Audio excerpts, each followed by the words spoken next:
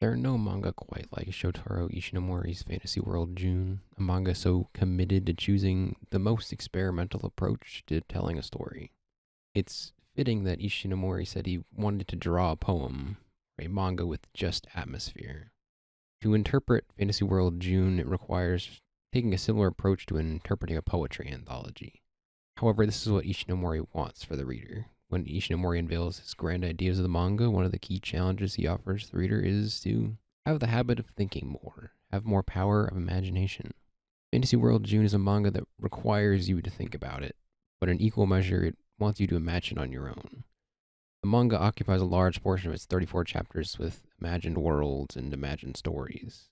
And at its core, Fantasy World June is a manga that wants you to think critically about manga, but also to experiment with creating your own stories.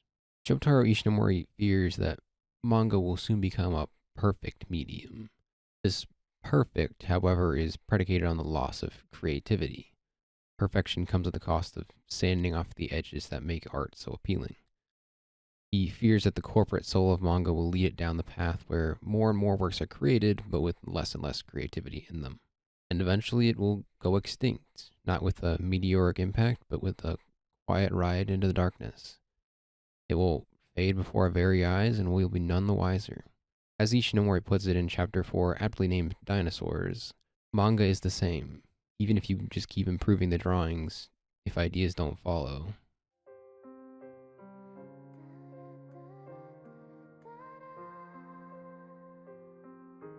Ishinomori has several different ways to interpret his feelings about the state of manga.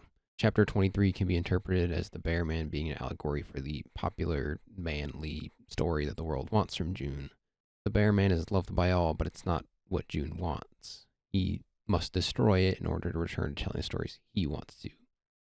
He must reject the cold embrace of perfection and popularity in order to tell the story that his heart yearns to tell. However, Ishinomori isn't just concerned about the state of manga, the world around him also concerns him. Scattered through chapters 18 through 26, Ishinomori expands on his despair to the world. Whether it be the destruction of chaotic waves or a literal nuclear explosion, the world feels bleak in these chapters. It's profoundly sad, but in a different way than how Ishinomori opens up Fantasy World June. The first chapter of the manga reminds the reader that sadness is proof that we're alive. However, the new sadness is the result of war, murder, and destruction. It's a sadness that has existed since the cavemen and continues in the brutal wars and atrocities committed today. Ishinomori draws a much more literal comparison in the manga with chapter 26. The chapter shows June with a recurring girl who ages and regresses when the story needs her to.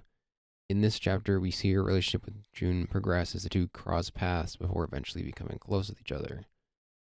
And then, what is presumably a nuclear explosion kills her, leaving nothing but the ashes of her shadow. And the chapter ends as it begins with June crossing paths with the first iteration of the girl before she becomes the silhouette that will never escape June's mind. It's such a harrowing chapter that leaves a gaping pit in the stomach. It is the culmination of despair and destruction through a traumatic image that I imagine still haunts many people today. I talk about all of this to give the complete picture of what Ishinomori is writing about. However, it's only half the picture in my eyes. Amidst the despair, Ishinomori still wants to believe in a brighter future.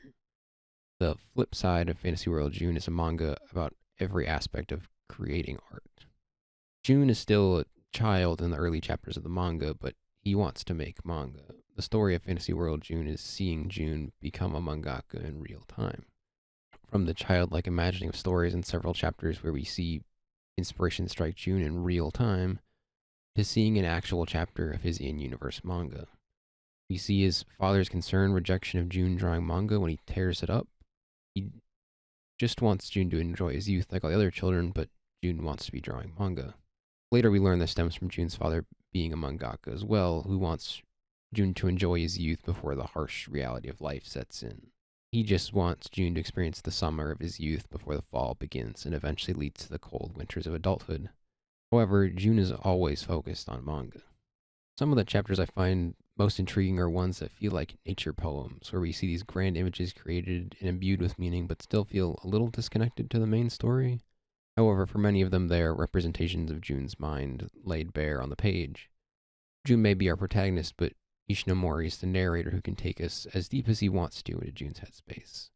And at times, he is very comfortable to take us deep into Jun's insecurities about his place in the universe, or his concerns, or just showing us his imagination hard at work. This look into Jun's imagination is vital to Ishinomori's main theme of harnessing and exploring our imaginations and all the stories that they hold.